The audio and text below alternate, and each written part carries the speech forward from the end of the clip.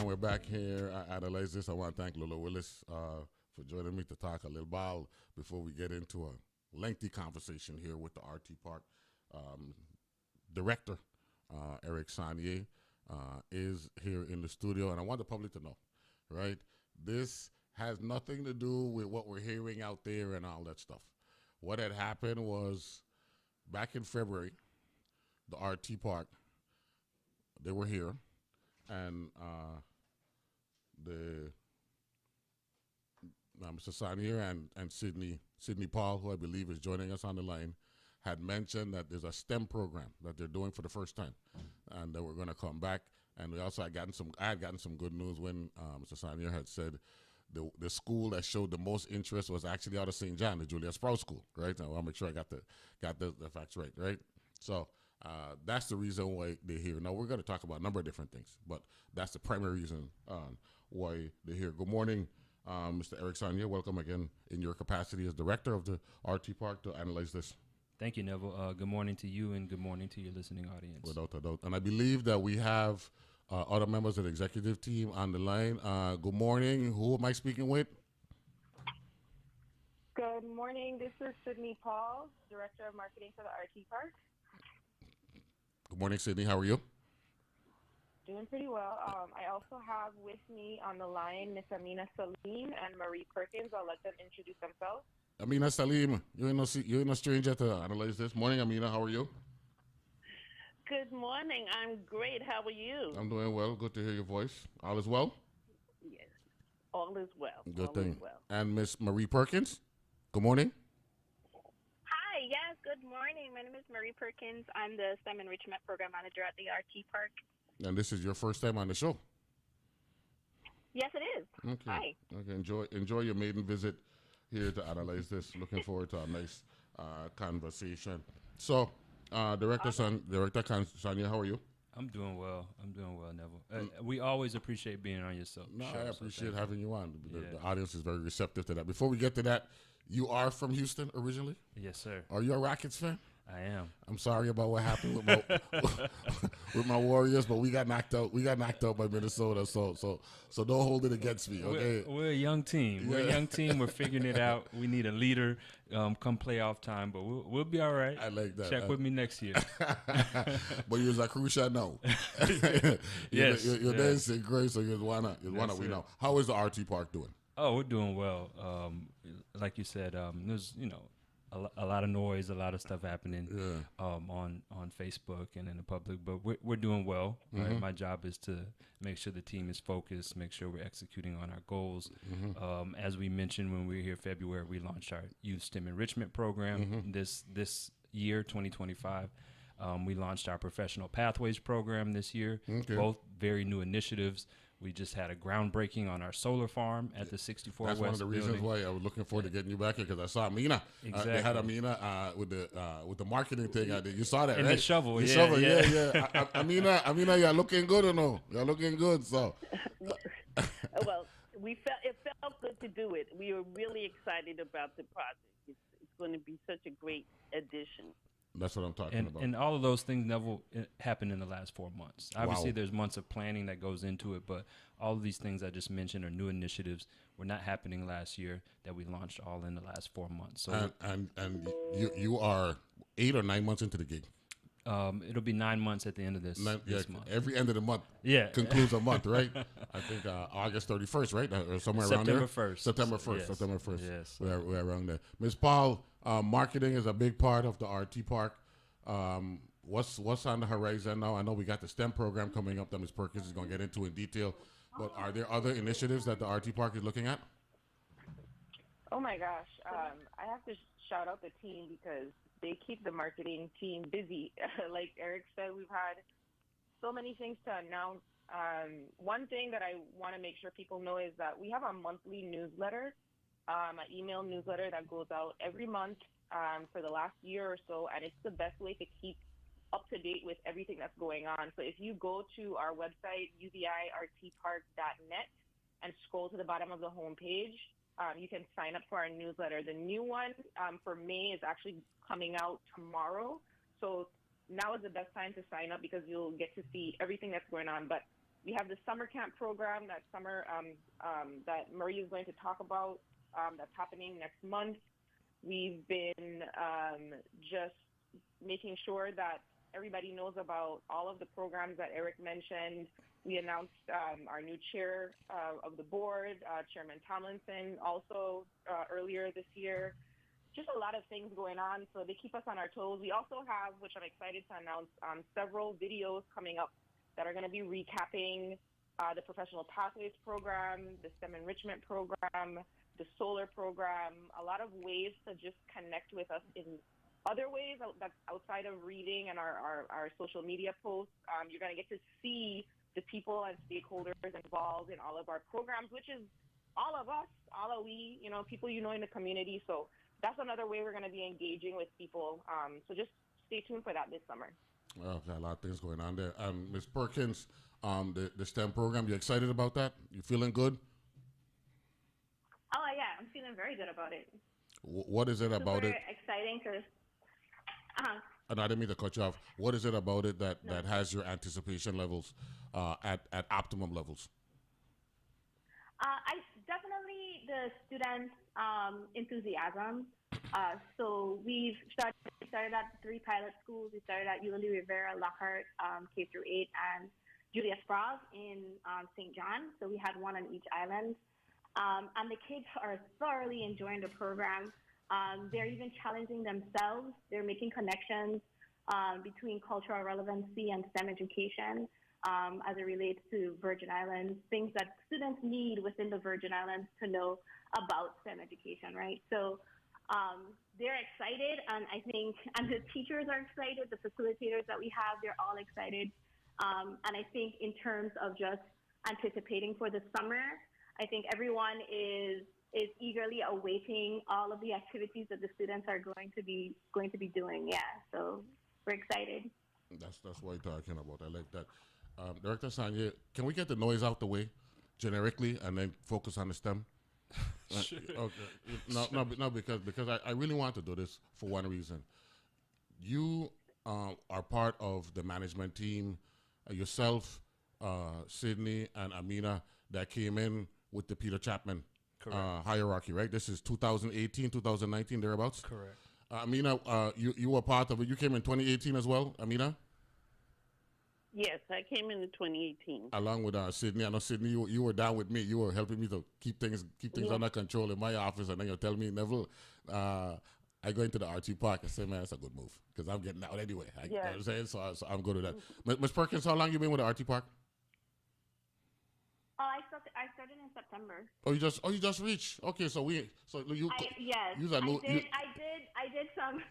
I did some work with them over the 2023 summer and 2024 summer. This is even better then. Yeah, we did some outreach. Yeah, we did some STEM outreach with the VI STEM kids. That was kind of our pilot program, groundbreaking program that we had for in terms of like STEM enrichment with youth STEM in the Virgin Islands. But then we expanded to create the STEM enrichment program as it is today. Can I get some background there? So, go right ahead, man, because I like this. This is from within. Yeah. You already teed it up to me taking over the RT Park September 1st, 2024. So roughly 9 months ago. One of the priorities for me was I think people have heard about the RT Park, but I don't think everybody fully understands the RT Park, the mission, the business model. Well, that's the same area that we're talking about. I think we owe the public a explanation with respect to structure, absolutely, and direction, and and what's different between the exemptions and all that stuff compared to like a EDA. Absolutely, yeah. and I'm happy to have this conversation with anybody. I started this role in 9 months ago. The RT Park has been in existence for about 20 years, right? So there's a lot of history there that I'm happy to share and talk about. But then you also have to realize that I came into the role and now I get to make some decisions on what I think is important, what I think our mission should be, and how I believe we should be giving back to the territory. So to me, the structure, the setup, the vision of the RT Park was brilliant 20 years ago, right? The execution then becomes what's really important, right? And so the way the business model works is that we are able to offer tax incentives, the same exact tax incentives that the EDA offers, right? That's our sister organization. who we work with closely and have a good relationship Because with. I've seen Director Biggs at Christmas parties and all that stuff. So there is a relationship there with y'all. Absolutely. Okay. When we collectively do well, the territory benefits, and so we have the same mission there. The difference, though, is that whereas, without getting into all the details of the EDA, one of their main focuses is employment, right, and numbers, right, scaling, hiring as much as possible. Whereas when the RT Park was established, there was no reason to replicate that, right? It already existed. The goal of the RT Park was to help diversify the economy, right? But with a focus on tech and knowledge-based jobs, like Through the university. Through a partnership with the university, right? That is why we are the UVI Research and Technology Park. That is why our headquarters is on the St. Croix UVI campus, right? And through our contractual relationships, I'll get into in a second, it's a give and take relationship with UVI, but we provide UVI with a lot of resources. And when UVI does well, they help us do business attraction, right? It's almost like a flywheel, right? A self reinforcing wheel, where we do well and the university does well, we complement each other and we can do more of what we're intended to do. So the idea really was not to recreate the EDA, but to create something that would allow us to focus on building an industry in tech and knowledge base. So when we bring in companies into the RT Park, so companies that we recruit typically from the mainland U.S., we call them clients once they go through the process and they're in the system. So our RT Park clients, we have individual contracts with each of them. We call them Park Tenant Agreements, PTAs for short. So when a company comes in, we negotiate what that Park Tenant Agreement looks like, right? So it's not wild and random, right? There's a template, there's a structure that we follow, but within each of those Park Tenant Agreements, it could look a little bit different because no two companies are exactly alike, right? And what we may want or need as a territory from that company may be different, right? So our goal is to figure out how we can structure the best deal so that the overall territory benefits from that, with a heavy emphasis on the university, right? Because of the university students being able to help us build that tech and knowledge-based sector. Right? Now let me ask this question as it relates to the noise, right? And I don't want to be hypocritical because I was once a senator. You know what I'm saying? So please be sensitive to my situation. And Senator VLA, there is some legitimacy with respect to corporate entities truly looking out. And I think his argument, or the arguments that they're making, is based on the movement of labor from out of the territory, which I don't believe any of us support. We would want everybody to be working here and broaden our tax base, or at least keep it where it is. The primary difference in the structure between the EDA's agreement and the EDA's structure and the RT Park's structure, is it based on employment, or is the RT Park structure somewhat different from the standpoint we want to develop and diversify our economy? Yeah, the latter, and I'll tell you what the structure is. Again, I'm completely transparent. So we as the RT Park do not get any annual appropriation from the government, right? We're a corporation, which means that we have to make money in order to stay alive, right? So when we bring in RT Park clients, one of the main things they provide us is RT Park management fees. And so RT Park management fee, that's how we generate revenue. That's how we generate revenue. Okay. That is our revenue. So they pay us a fee based on the agreement that we sign with them, an annual fee, right? Every person that's on this call right now gets paid from those fees. Every single one of my team members, roughly 25 individuals in the territory, get paid from those RT Park management fees. We own that building from those RT Park management fees. The Youth STEM Enrichment Program, I just got to ask that. The Professional Pathways Program, every single thing that we do that to benefit the community comes from the fees that the RT Park. So as we speak now, unlike in the past when I was a senator, we had to make appropriations because at that point the RT Park was fledgling in its infancy. There is no appropriation from the government to the RT Park right now. There is none, and there hasn't. I've been a part of the RT Park since 2019, and it even predates that. But there's no government appropriations. And the issue that people talking about now, that's an inherited agreement. Correct. For the current management team. Yeah, and I'm not. I don't talk about any individual I didn't mention the name. tenant agreement. Yeah, Yes. yeah. But the one in question right now is an inherited agreement.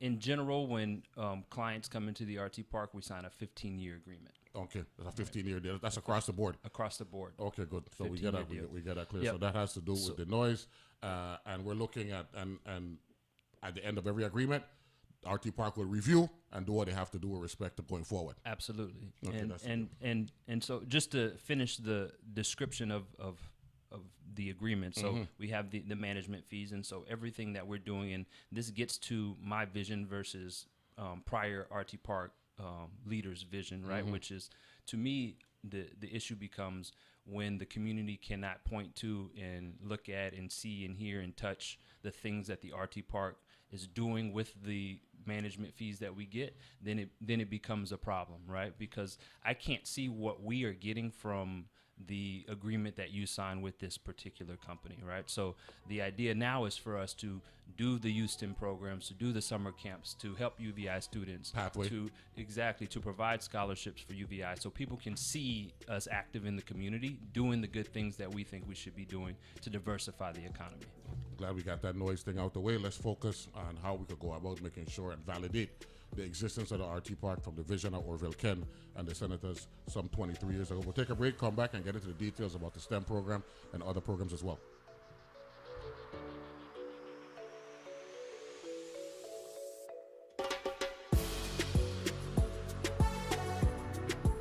The views and opinions expressed on Analyze This are entirely those of the on-air participants and do not reflect those of the station's board, management, staff, or underwriters.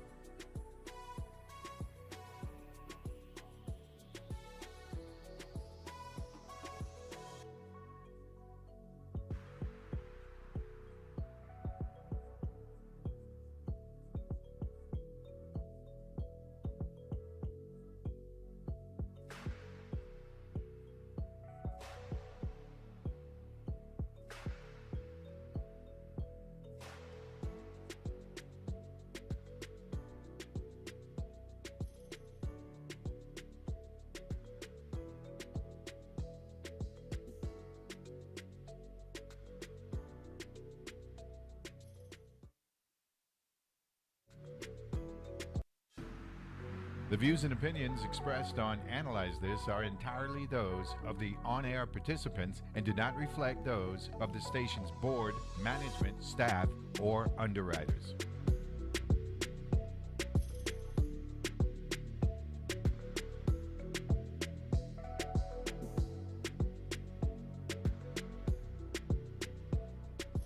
And we're back here on Analyze This, and we got the RT Park leadership team here. A promised visit as we look forward to it's the first STEM program, Director, this summer? This summer is the first summer camp. Summer camp, the first summer camp. Correct. Okay, good thing. Let me do a quorum call real quickly.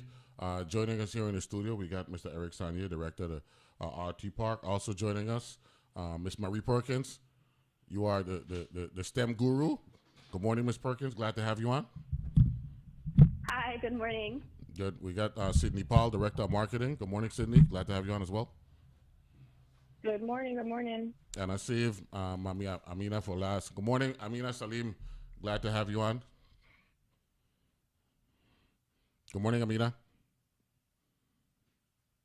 Looks like we lost. Good morning. I'm glad to be on. Yeah, no, I'm here. No, you're getting me nervous. Ameenah, quickly talk about, because you were chief of staff from about the 2018-2019 window with the Peter Chapman regime stewardship. Talk about the evolution of the RT Park from where it was when y'all took over to now, where we have so many different programs coming out of the RT Park. You know, wanting to broaden how the Virgin Islands is viewed and continue the development of people for those who live here, and particularly our young people with the STEM program and the summer camp. Okay.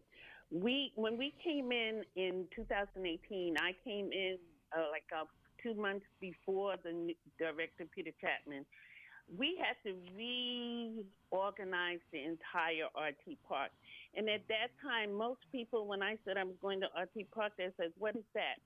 What is the RT Park?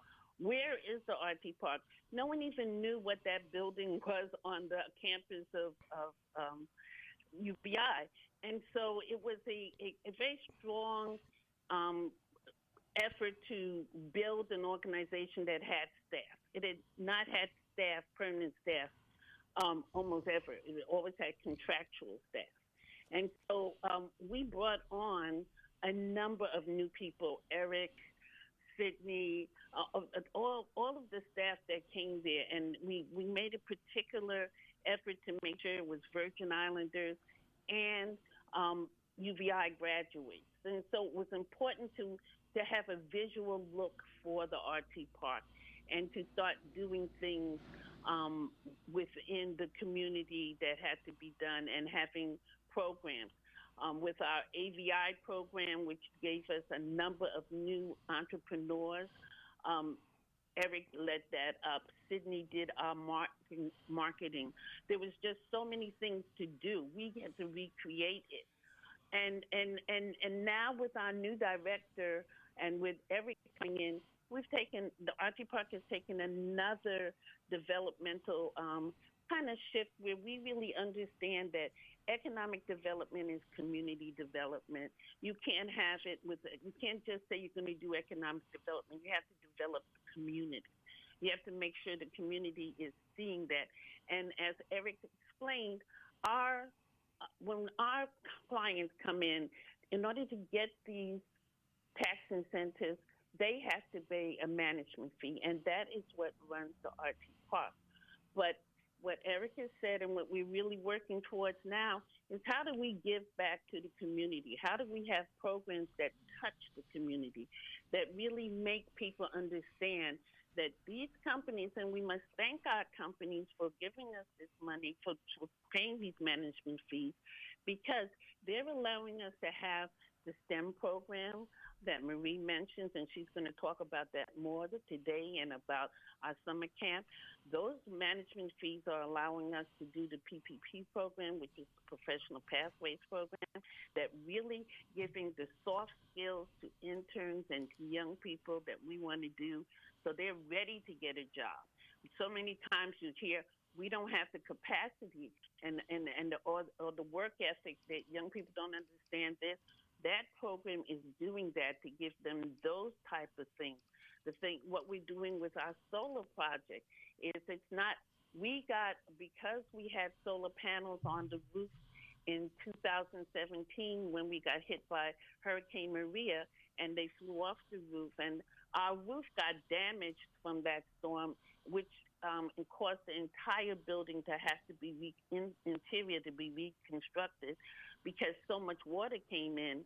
As a mitigation project, we applied for FEMA, and we said we don't want to put panels back on the roof. We don't want to hurt the integrity of the roof anymore, because that's what caused us. Losing the roof is what caused us so much damage. And so we'd like to have a ground mount of solar. We'd like to mitigate the fact that we have the roof panels. We'll have them on the ground. but we'll also be able to supply power to the building when we are in case of a disaster. We were out of that building from 2017 to 2020. We never want to be able to do that. Classes were not being able to be held in that building because we were damaged. With the ground mount of the solar, we're now able to supply power but not worry about the roof, and it's a mitigation project. But we said, but we just don't want it to be we have solar, we have free energy. We don't want any of that. We wanted to make sure that we did something that was going to help the community. So what we're doing is we have a 423 kilowatt ground mount, and that project is all the mitigation project. But we've also partnered with the Caribbean Green Technology that just started an associate's degree in renewable energy. And when I talked to the director, Greg Grinnell, and I said, Greg, we're going to partner. Let's work together. Let's do this together. He said, yes, and I'd like to have a teaching array of solar for young students who are coming into this program. So they just don't have to look at a solar in a book or in a video. They'll be able to go into that project, and they'll be able to look at the solar panels and how an array works, dismantle it, work and put it together. It's all the teaching as far as that is concerned. So we've made that program even a little bit more, but we're going to be giving programs. So we got ANO, we got ANO in green technology at the University of Virgin Islands.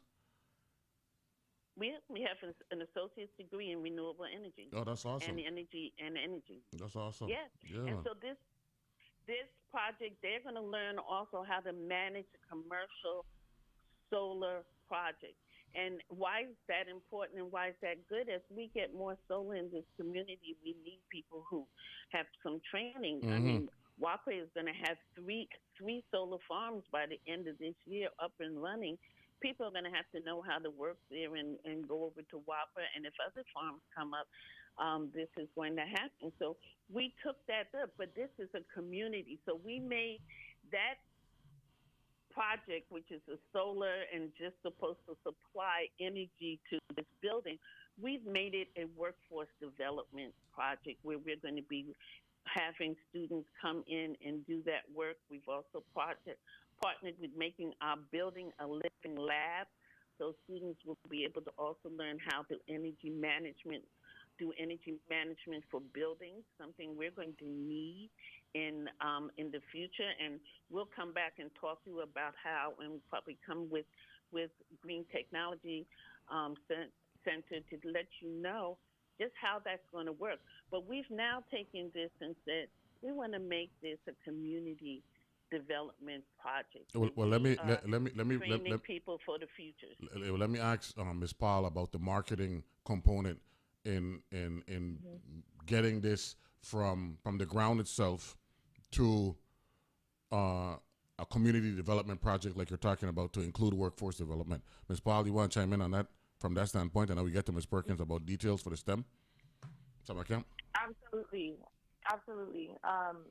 So when I started working at the RT Park in December of 2018, and when I applied, I didn't know much about the RT Park at all. I had a high-level understanding that it was an EDO, Economic Development Organization. I knew it was something like the EDA, and from that point, I had a lot of critical questions, right? Because across the community, there is a negative connotation when you think about the tax incentive program and does this impact me directly? I don't want a trickle-down effect. We don't think that, many people don't think that works.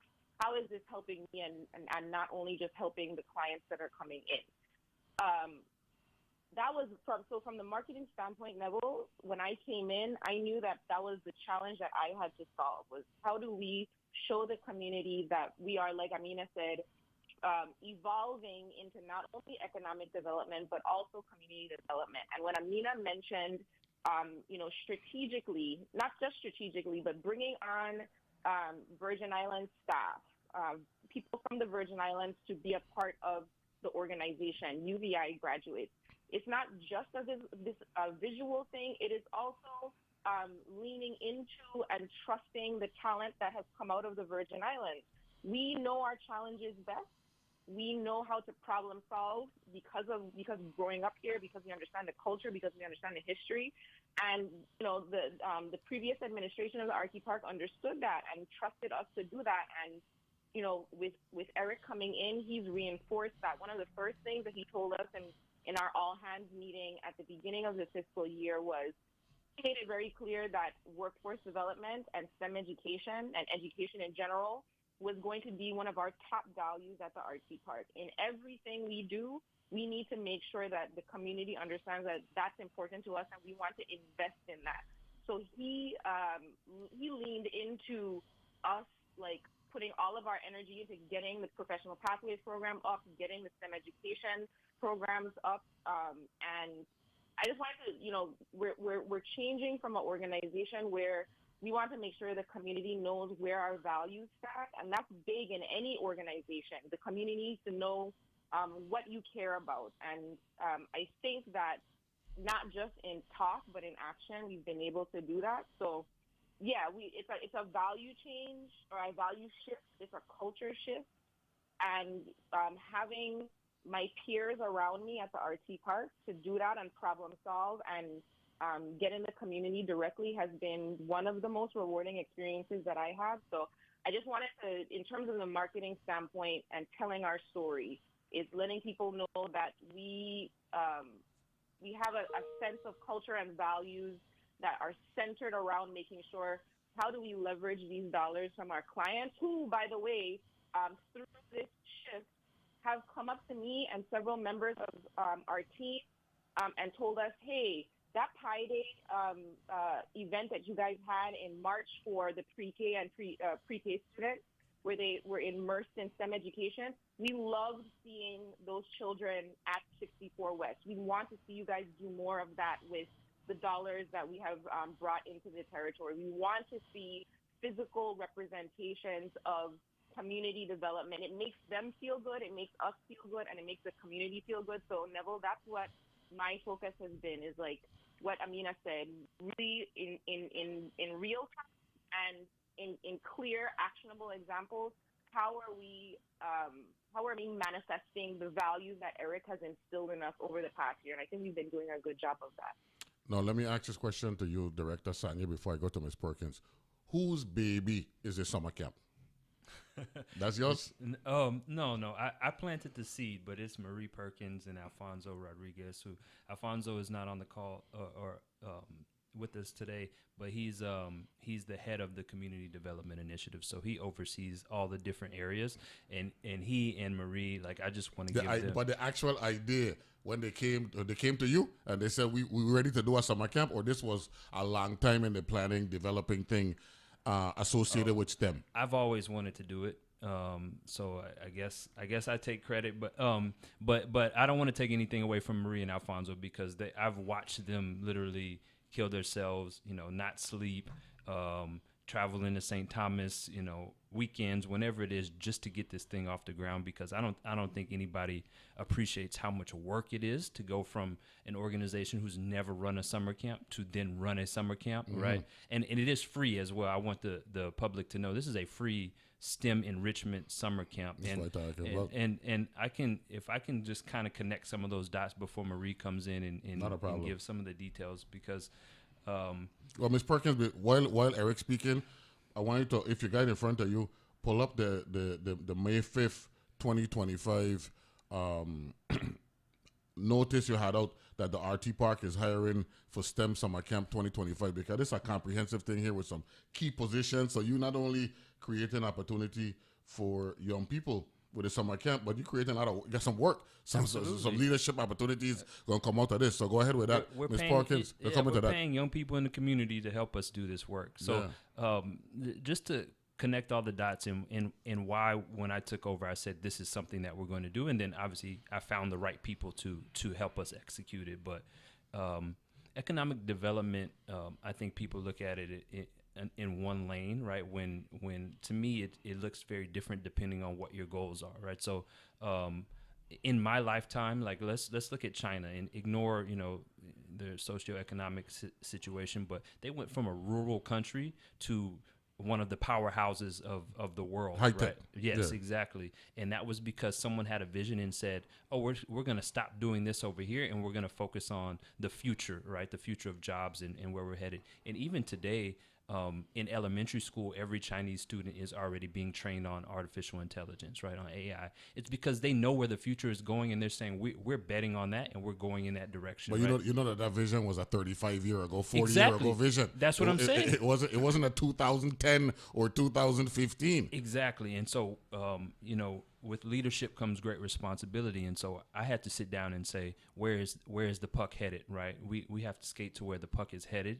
And so when we talk about economic development and bringing in companies that we hope that creates jobs, right? The first question a new prospect asks me is, what's the workforce like, right? If I'm going to move my company there, tell me who I can hire. Do they have the skills that I need so that I can continue to grow my company? I'm not coming there for my company to do worse. I'm coming there so it can grow. And that means I need to hire local talent in order to do that. So today, my answer, I hope, is very different than my answer 10 years from now. And so when someone might be listening and say, well, how is youth STEM programs tied to economic development? And it go back to that China example. They started this 35 years. They now produce more engineers. Right there where you sit in, right?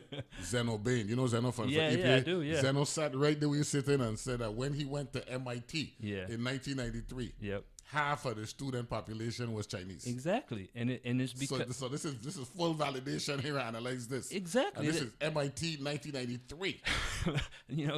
Look up the data. It's So you said that children nowadays in elementary school study AI. They are. It's mandatory. It's mandatory in It's China. mandatory. Yes. Wow. So when we look at how am I going to answer that question, or if I'm not in this seat 10 years from now, how is the director of the RT Park then going to answer that question? And so I owe it to that individual to plant the seed now. So with our Youth STEM Enrichment program, the after-school program that we launched this year that Marie's going to talk about, with the summer camp that we're launching this summer, both of these things are just pilots. And so I've challenged my team for next school year to be in every public school with our after-school program, right? So now we're touching thousands of students in the territory and engaging them in fun, active science, technology, and math, right? So that they can grow up and be interested in these fields and then be the workforce that we're looking for in 10 years. When we come back, we're going to go straight to Ms. Perkins so we can talk about these positions that they're hiring and how the summer camp is going to be successful in 2025 at the RT Park. Be back right after this.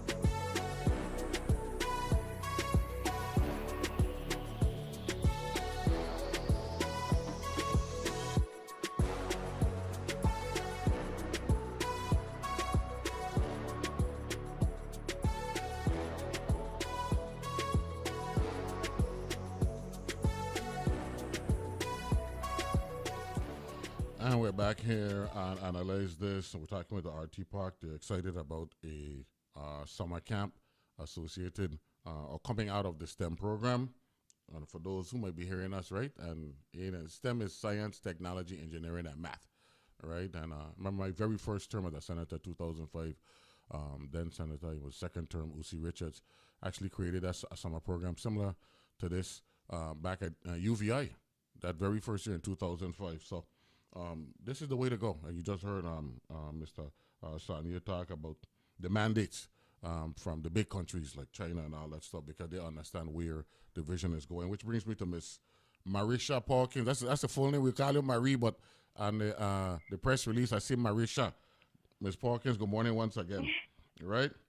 So, hi, good morning. Yes, my first name is Marisha. Marisha, so you put out a notice because you were hiring a camp coordinator, assistant camp coordinator, senior facilitator, junior facilitator. Where are we with that on the precipice of this for summer camp? We are fully hired. We have hired a lot of local talent. It's been intentional, and it's probably one of the most powerful aspects of this program. Our facilitators are not just like teaching the students; they're connecting the students to what they know. They have shared experiences, within the Virgin Islands community that these students are going to have, and many of them are teachers in our local schools. Those are our senior facilitators. We also have our junior facilitators. Some are UVI students, some are students that came back home from school in the States, and we're interested in doing a summer program and teaching the next generation of students right behind them. A lot of them were specifically saying, like, during their interviews in our interview process, that it's so important to them to reach out to students who, they were like them not too long ago, right? And maybe at first they weren't interested in tech, and they then moved over into tech, and they want to build that confidence in students in this next generation. So we're really excited about the team that we have and that we built, and they're also excited about getting started with the program and getting started with the training, because we're going to be training them on the curriculum as well. Now talk a little bit about Eula Rivera, Lockhart, and Sproul.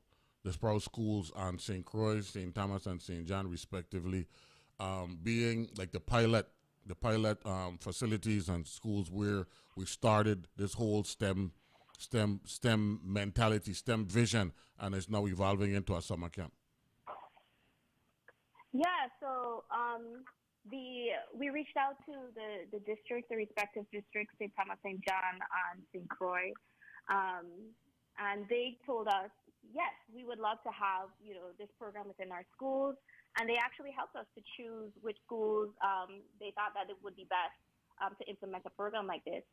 One of the things that I wanted to also emphasize was the fact that this program was not for any specific type of student, right? This program is for everybody. We wanted, at the end of the day, to enrich students, to get students excited about doing STEM. So I went and I visited the schools. The teachers came on board as our facilitators. We trained them in very early January, and then they got the program started in the spring semester at those three schools, and it has been an amazing thing to watch. I've been going into the classrooms at the after-school program, meeting with some of the students and asking them and seeing them, as they work, and it's been such an amazing experience to take something, to see it on paper, right? I wrote the curriculum, and then seeing it implemented into the schools. And the teachers have been in awe of the students. I think that was one of the things. Every time I do my check-in with the teachers, they've always said the students, they don't even need them, right? they see it and they run with it, especially when they're doing like coding and programming, and that's so important because it allows students to see themselves as innovators, as game changers, as scientists, as engineers, and that makes all the difference in their trajectory and what they want to do in their life. Ms. Paul, listening to Ms. Perkins, how do you market? How do you take what Ms. Perkins is saying and actually get it out there so the public for those who may not even know it exists, could tap into these resources that the RT Park is making available for the people of the Virgin Islands. In this case, our students. I'm so glad that you jumped to me because I wanted to say that, and I tell Marie this all the time. Marie and I, at the beginning, last year, we had to work on building a portal for the teachers to access all of the curriculum. And I want to just repeat what Marie said. Marie Perkins developed all of the curriculum that the students across the territory that participated in our after-school program. Marie created the entire curriculum. And if you saw the curriculum, because I had to put it online in the teacher's portal, it's complexity is not the right word, but it's so dynamic. There were all of these different aspects. She made sure that it was culturally relevant. I am in awe of Marie Perkins, and I will die on that hill. So I just want to shout out to Marie again. But yeah, so another thing that we did was we created a group chat with the teachers, and Marie asked the teachers to send us photos every session of the students participating in the program. I haven't been able to put up all of the photos yet, which I want to do, but seeing them in action, seeing the students building robots, doing their rain gauges, figuring out how to build something that talks to them about the physics of force. These are hands-on projects that you could see their entire eyes light up. And we're going to be getting more of those visuals and pictures out because the teachers were excited to share it with us so we could see what was going on, and Marie would share it with the team so that we could see what was going on. One of the other things that we're doing, like I mentioned earlier, is that we have some videos that are going to be coming out that it's going to be recapping all of the community advancement initiatives that we've been working on. And this week, the last couple of weeks, I've had the pleasure of interviewing the teachers, the coordinators. We've interviewed the students, and we've gotten their firsthand, real perspectives on the program. So over the summer, we're going to be releasing those videos, and you're going to see people that that just feel so excited to participate in this project with us that we want to scale up, like Marie and Eric said. But yeah, it's not about just us talking about it, right? We can talk about it because we saw the vision and we're really excited about what we're doing, but we want to be able to get out other, the actual stakeholders involved, the teachers, the students, the coordinators, the partners, Department of Education, anybody who's been involved. We want you guys to hear directly from them. So that's the next step that you guys will see over the summer. No, before I get back to Eric, I want to go to Ameenah. Ameenah, me and you, we up there. These children with all this ability, these Eric Sonnier and Marie Perkins and Sydney, them talking this big game and all that stuff. But in reality, they still just reach, right? They ain't there wrong at all. Like me and you being in the trenches for a long, long time. What is it like, Ameenah, hearing the Marie Perkins, the Sydney Pauls, the Eric Sonniers of the world speaking in this management capacity in a tech, a tech sense, and getting and wanting for the public to continue to understand that we got to evolve as a people? Because, like, for me, one of my big pet peeves on the show is literacy, right? And if we talk in science, technology, engineering, mathematics, the children them got to know how to read. That's just a prerequisite, right? And if they really want to get into that, they got to embrace all of these humanities, what have you. What's it like hearing these young people talk in this management, vein, knowing that we're going after even another generation to get them ready so that they could be competitive regionally, internationally, globally? Well, it has been an honor to work with them, and it is so exciting. And people ask me, "What, you still working?" And I say, "Yeah, I'm still working. I love my job. I love the people I work with.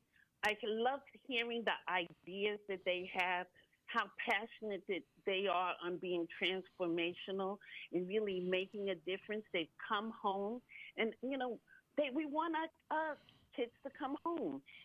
Marie went to complex when I told my son that. He said, "Oh, I went to school with Marie. Sydney went to St. Joe's. We have so much Virgin Islands talent that have come home and are looking for jobs that make them excited. They want to do things. As Sydney says, I'm in awe of Marie also. I saw the curriculum stuff, and I said, oh, my God. Everyone talks about having curriculum that's made for the Virgin Islands.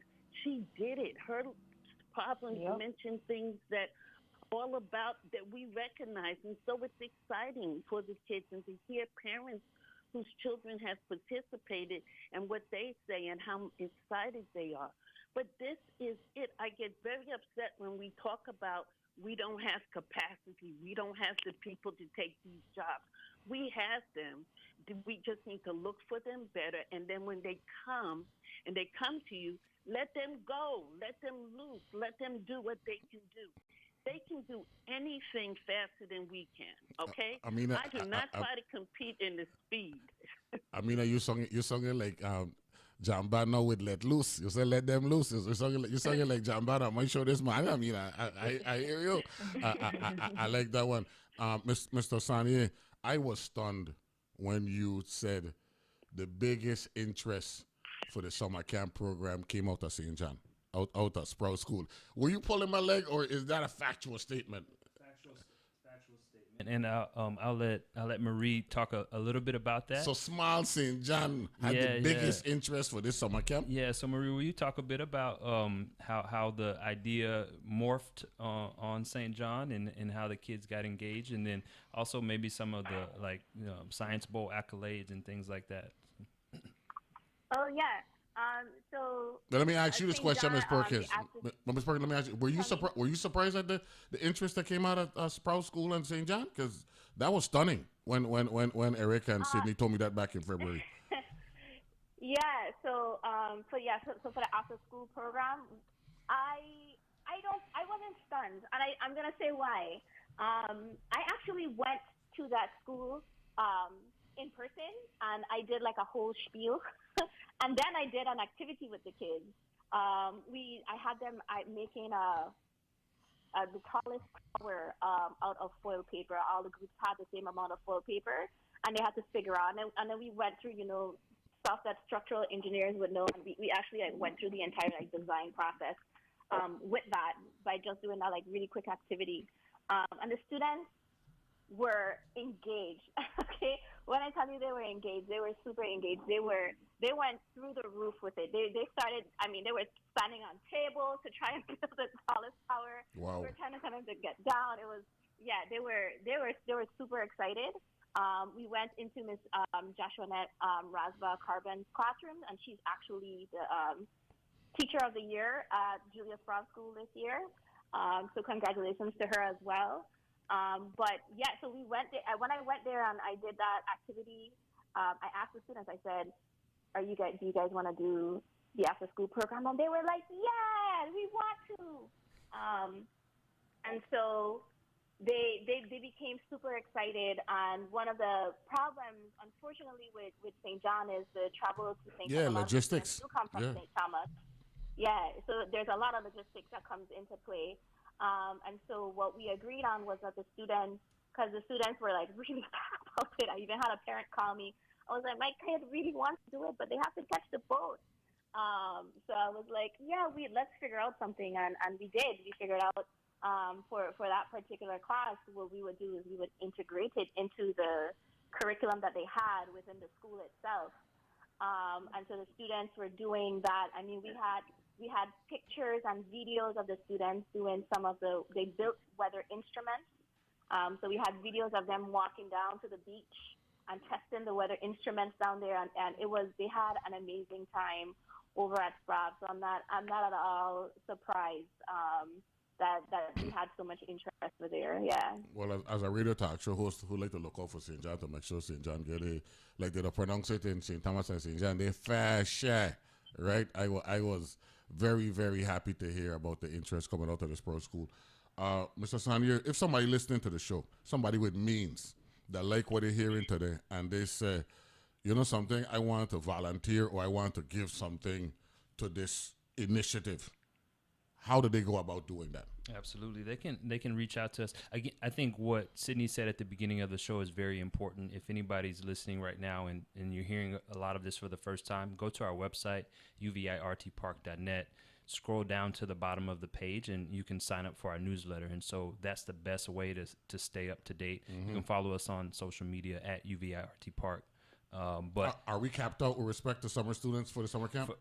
For this year we are, yes. So it's closed. Yeah. Wow. This year's summer camp is closed. Yeah. It closed almost immediately, Wow. right? Because we had limited spots, and this is something that I talk to my team about a lot, is that whenever we roll something out, we roll out a pilot, which means that you need to have a smaller sample size, because we need to prove that we can do it, right? If I can't do it with 60 students, then I'm not going to be able to do it with 500, right? So we go in a qualitative route as Correct. opposed to quantitative this go around. Correct. What's the number for this summer? For this summer, we have between 60 and 70 on St. Croix, and then the same number on. That's a significant number, though. Absolutely. You look at 125, 150 students territory-wide? Absolutely. And so here on St. Croix, it's at our headquarters, which is on UVI's campus, and then on St. Thomas, it's at the 13D Innovation Center. Correct. Center, So okay.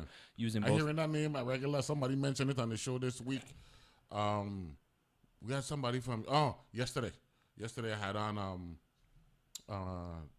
provost, interim provost Kendra Harris.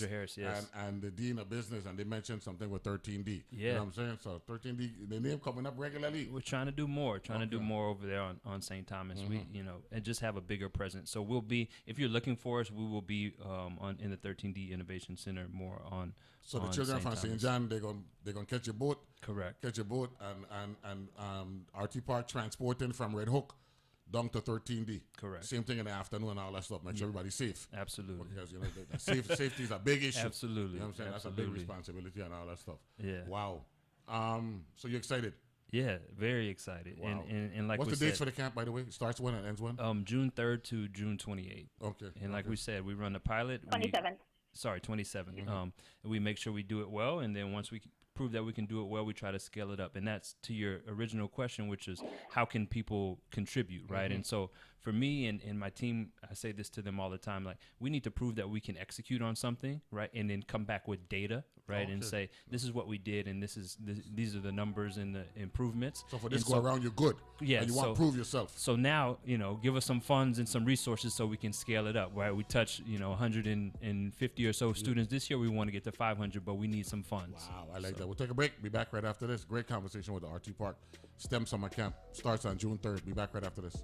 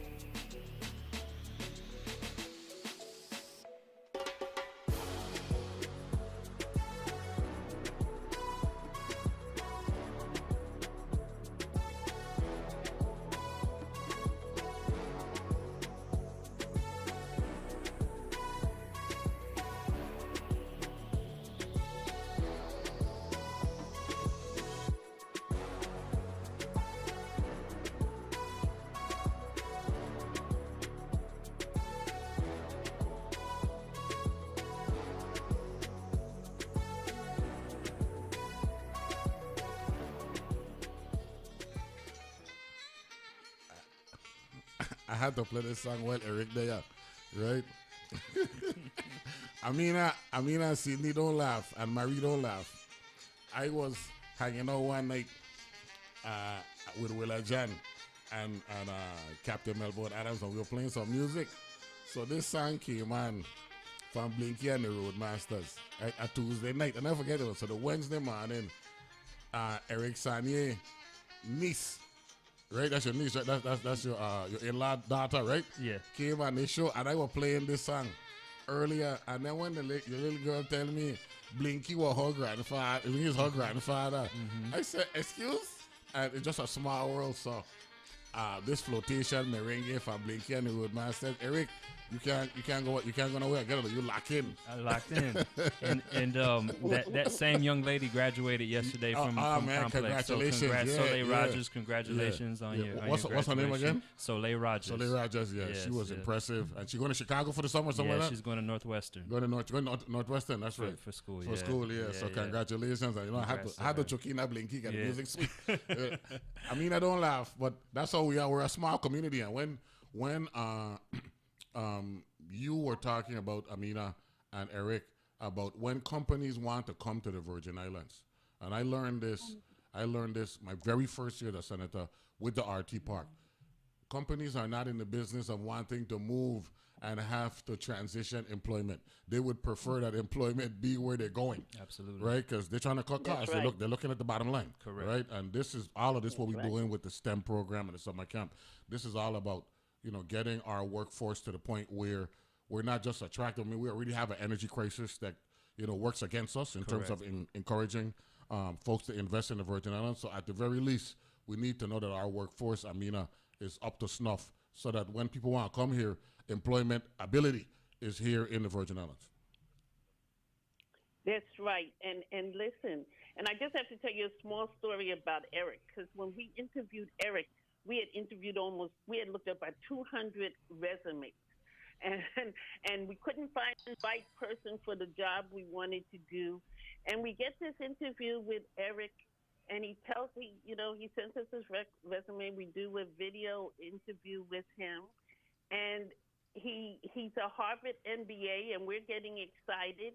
And then he says that the reason he's coming home is because his wife is from St. Croix. And then he says his wife, and then he says, I said, oh, that's Blinky's daughter. And so I said, oh, you're married to a Virgin Islander who wants to come home, and you're a Harvard MBA, and you're just the person for us? And I said, yeah, that's it. It was like a no-brainer. Because when our young people come home and they bring their spouses, they bring a lot of talent to the Virgin Islands. And so that was a great opportunity for us to get his talent here, and he's vested in here because of his kids were born here, his wife is from here, and he knows the importance of what this is all about. And we have capacity. We just need to bring them home if they can, and the only way that's going to happen is if we improve our electricity, if we get housing for them, so all this, and we make the schools better. And so everything we're trying to do is towards that. By bringing STEM into the schools and getting STEM for their kids. You don't want to bring your child from the States to come home where they've gotten a lot of STEM education and there's nothing for them here. So we want to do that. We want to change the energy.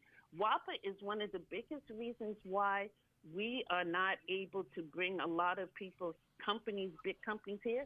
When you compare 10 cents a kilowatt hour in one of these states for electricity and our 40 cents, 45 cents a kilowatt hour for electricity, a company has to look at their bottom line. This is costing, their WAPA bill can't be more than what they can spend. So by us trying to bring more in our effort with our project with UVI to really start teaching more people about solar and renewables and energy conservation, all of this is going to help. And we've also looking for partners. So partnering in our Spark initiative is the Virgin Islands Energy Office and WAPA. And so Spark stands for Sustainable Practices, Advancement, and Renewable Knowledge Initiative. We need to bring people home who can work, and we need to train those who are here how to do these things and take care of these Virgin Islands. So workforce is one of the biggest things we can do. Pathway program. Talk a little bit about that. Absolutely. And so thank you, Ameenah, for the shout out and the love. And she talked about me getting my MBA from Harvard, which I did, and you know, undergrad from UT, right? Undergrad from UT Austin, MBA from Harvard. But there's two different programs that I went through that I wouldn't be where I am today without those programs. And one was called Sponsors for Educational Opportunity, and the other one was called Management Leadership for Tomorrow. Mm-hmm. Both programs that help, underserved populations, right? Black and brown people in the mainland U.S. get into good schools and get into good internships and potentially good full-time jobs, right? And so we're talking about our professional pathways program. And so, again, coming in and creating the community advancement division, I said, what are we doing to help Virgin Islanders accomplish the same things that I was able to accomplish through these different programs? So we modeled our professional pathways program after those two programs. Okay. Right? So, and what it is, our professional pathways program is we identify UVI students that are talented, that are, sophomores, juniors, seniors, that we work with to help them bridge the gap from undergrad life to a professional career, right? So when the RT Park clients come in, and this is part of the PTAs that I mentioned before, our park tenant agreements, they make contributions to the university, right? And that can be in the form of internships, scholarships, or other programmatic commitments, right? So like creating a new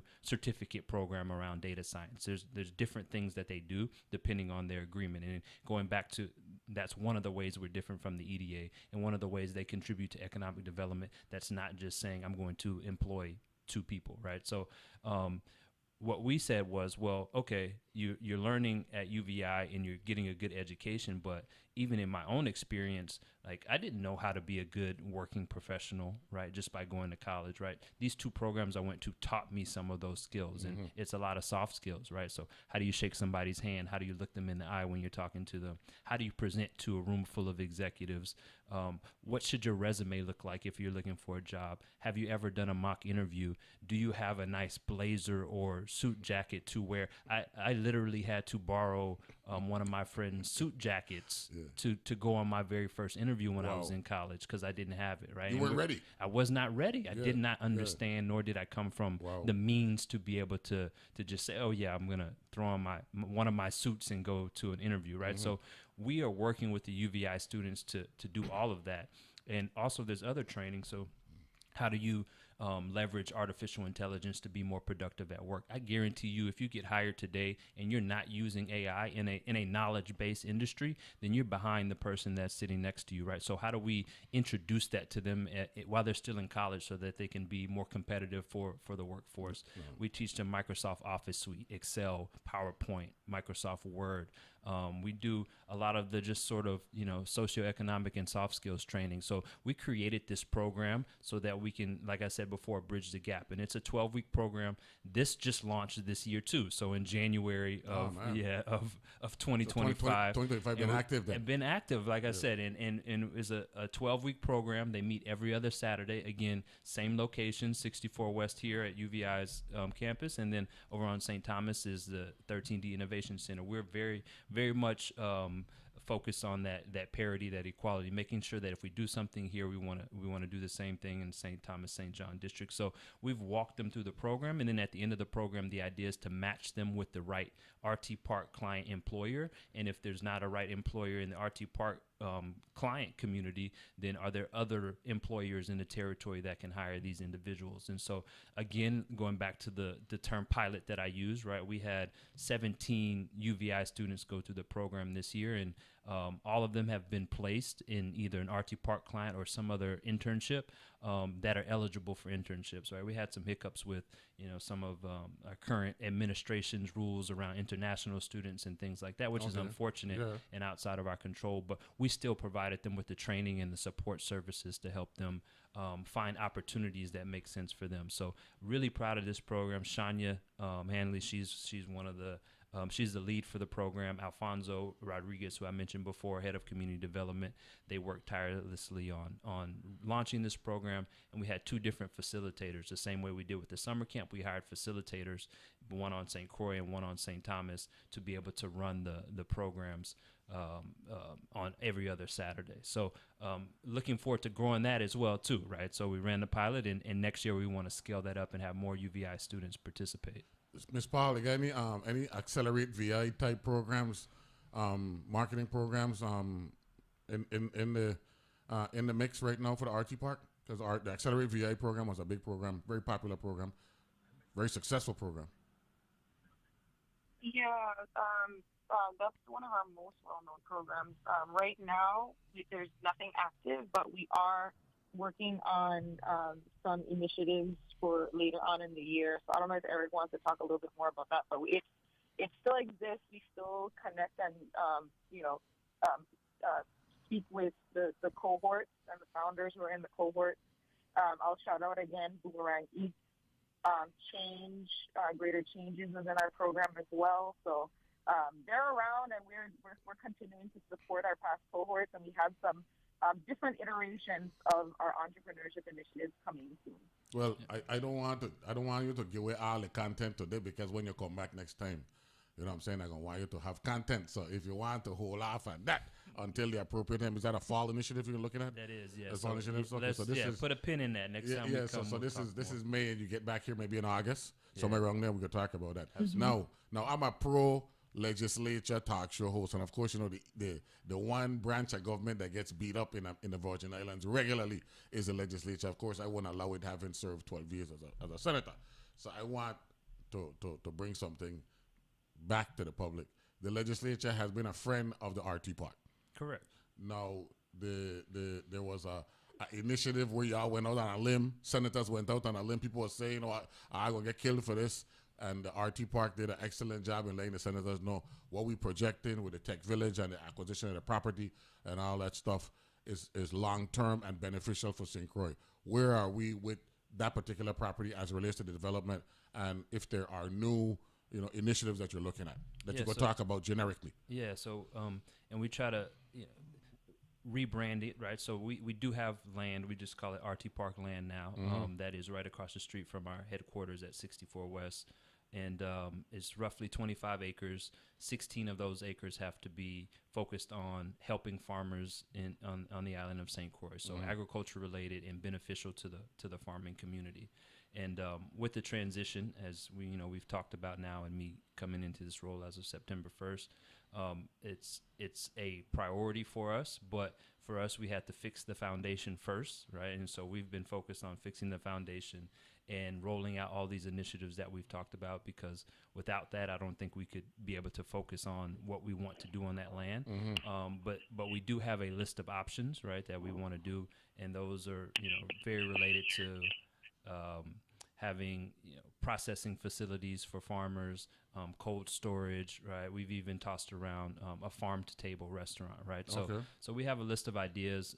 We're planning on working with some partners to flesh out those ideas and figure out what's the right one, and then obviously what's the appropriate cost, right? So we don't have enough funds in our bank account to just say, all right, we're going to go and build a multi-million-dollar facility over there. So that has to be factored into the equation. So we're in the process now of identifying the opportunities, identifying the funding sources, and then being able to say, okay, this is the right thing to do on that piece of land. So development down there is going to happen, just a matter of when and how you go about putting the whole process together. Absolutely. So there we go. I want to thank all 4 of you distinguished Virgin Islanders. Ms. Perkins, nice talking to you for the first time, and congratulations on your baby this summer camp and the work that you've done with UW Rivera, the Lockhart School, and the Sprout School in St. Thomas and St. John, respectively, and good luck on this 25-day deal beginning on June 3rd, right?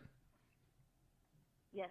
Okay, good. That is correct. Ms. Paul, nice talking to you as well. For having me. Without a doubt, no, I'm looking forward to talking with you again, Ms. Perkins. Ms. Paul, Ameenah, glad to hear your voices on the show. Thank you very much for joining us this morning. I appreciate your contributions and the continued evolution of the RT Park, which struggled in its early days, but now as we get into year 22, 23, thereabouts, things are happening, and that's a good thing. So thanks to both of you for joining me this morning. I appreciate it. Thank you. You're welcome. Thank you. You got it. Mr. Sonnier. Really quickly that Yeah, go ahead, Sydney. can I just add really quick? Yeah. If anybody has questions, wants to partner with us on things, you can reach us on our website, uviotpark.net. We have staff that's at the office all the time.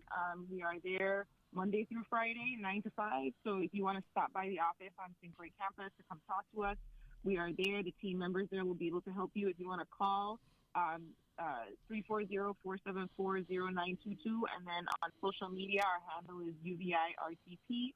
We are very responsive. We post all of our updates and initiatives, and that's the best way to get in touch with us and keep in touch with us. But we are always available for partnership and questions and conversations. So please feel free to engage with us. We got to wrap up, Mr. Sonnier. Always good to see you, man. Welcome back. Looking forward to see you talking in August. Yeah, thanks and talk for about having the me. fall initiatives, and welcome to VA Politics. Yeah.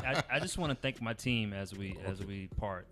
My team is working really hard, and we're accomplishing a lot of really good goals. And so I appreciate all of you guys, and I thank you for everything you do. Perfect wrap up. Thank you very much, Lola Willis, also for joining me. Get well, New York Knicks. And thank you to the RT Park leadership. We'll be back tomorrow. Be good and be safe.